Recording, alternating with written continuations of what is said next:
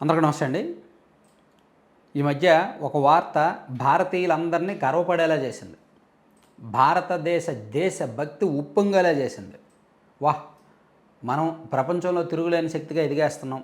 మనం ప్రపంచంలో అతిపెద్ద ఆర్థిక శక్తి జాబితాలో 4వ స్థానంలోకి వెళ్ళిపోయాం. జపాన్ని మించిపోయాం. సో నెక్స్ట్ ఇంకో 3 సంవత్సరాల్లో జర్మనీని కూడా మించిపోతాం. సో అమెరికా, చైనా తర్వాత స్థానంలో మనమే ఉంటాము. సో మనం తిరుగులేని ఆర్థిక శక్తి, మనం ధనవంతులం అయిపోతున్నాము అనేంత ఆలోచనలోకి వెళ్ళిపోయాం. అయితే దీనిలో కొన్ని పచ్చి నిజాలు ఉన్నాయి. మనం ఖచ్చితంగా మాట్లాడుకోవాలి, చర్చించుకోవాలి. జపాన్ని మించిపోయాం కరెక్టే. ఎందుకంటే జపాన్ జీడిపి మొత్తం మీద 4.186 ట్రిలియన్ యుఎస్ డాలర్లు అయితే మన జీడిపి, మన భారతదేశ GDP 4.187 trillion US dollars. So Japan కంటే మనం ముందుకు వచ్చేసాం, అధిగమించేసాం.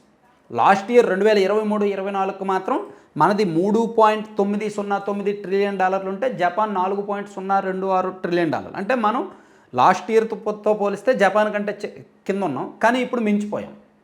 సో ఖచ్చితంగా గర్వపడాల్సిన అంశమే. అయితే మనం ధనవంతులం అయిపోతున్నామా? జపాన్ దేశస్తుల పర్ క్యాపిటా అంటే తలసరి ఆదాయం ఎంతో తెలుసా? 28 లక్షలు, 28.16 లక్షలు, అంటే 33,096 యుఎస్ డాలర్లు తలసరి ఆదాయం జపాన్లో.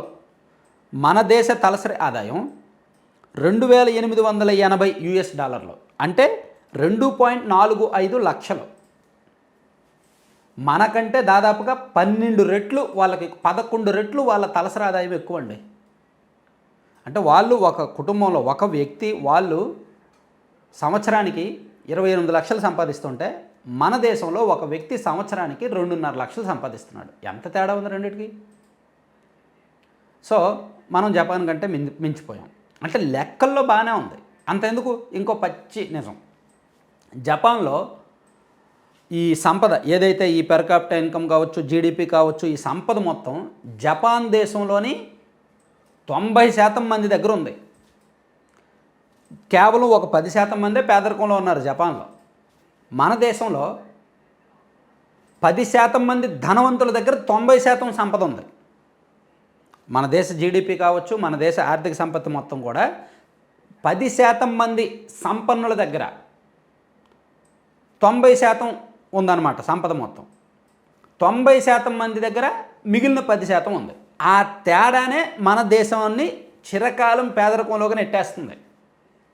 అది అర్థమైంది కదా?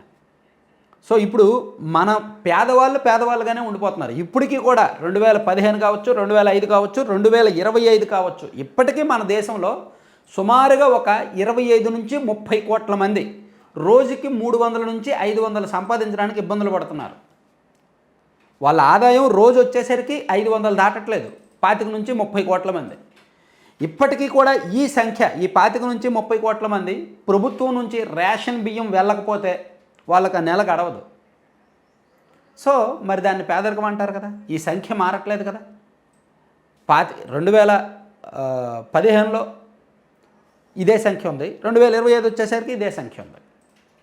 సో ఇది కదా మనకు మారాల్సింది. 10% మంది చేతుల్లో ఉన్న సంపద 50% మంది చేతుల్లోకి వచ్చి, 50% మంది చేతుల్లో సంపద ఉండి 50% మంది పేదరికం ఉంటే అప్పుడు మనం ఖచ్చితంగా గర్వపడాలి. మన తలసరి ఆదాయం ఈ 2.5 లక్షల నుంచి 6 లక్షలకో, 7 లక్షలకో, 10 లక్షలకో బాగా పెరిగిపోతుంటే అప్పుడు మనం సంబరపడాలి. సో ఇట్లా కొన్ని లెక్కలు ఉంటాయి. కాబట్టి అందులోకి మన జనాభా 143 కోట్లు, దాదాపుగా 144 కోట్లు. జపాన్ జనాభా 12 కోట్లు మాత్రమే, సుమారుగా 12 కోట్ల 10 లక్షలు ఎంతో. సో వాళ్ళు సంపాదిస్తున్నది వాళ్ళలో 90% మంది అనుభవిస్తున్నారు. మనం సంపాదిస్తున్నది మనలో 10% మందికి మాత్రమే వెళ్తుంది, అనుభవిస్తున్నారు ఒక మాటలో చెప్పుకోవాలంటే.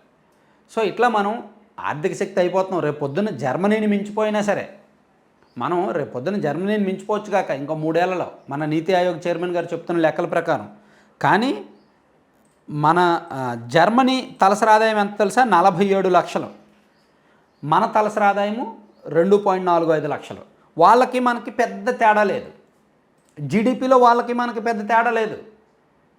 ఏమండి సింపుల్గా చెప్పుకోవాలంటే మన 143 కోట్ల మంది కలిపి సంపాదిస్తున్నది ఉత్పత్తి అంటే జీడిపి ఉత్పత్తి మన 143 కోట్ల మంది చేస్తుంది, వాళ్ళు 12 కోట్ల మంది చేస్తున్నారండి జపాన్ వాళ్ళు. కాబట్టి తేడా ఉంటుంది కదా, వేరియేషన్ ఉంటుంది కదా. కాబట్టి మనకి లెక్కలు మారతాయి తప్ప నిజం మారదు. లెక్కలు డాక్యుమెంట్స్ పత్రాలు మారతాయి, స్థానం మారుతుంది తప్ప మన బతుకులు మారవు. ఎందుకు మారవు అంటే ఇదే పరిస్థితి. సో మన తలసరి ఆదాయం 10 లక్షలు చేరుకుంటే ఖచ్చితంగా మన దేశంలో కూడా పేదరికం నుంచి బయటపడినట్టే. ఆర్థిక వృద్ధి రేటు సాధించినంత మాత్రాన పేదరికం నుంచి బయటపడినట్టు కాదు అనేది గుర్తుపెట్టుకోవాలి.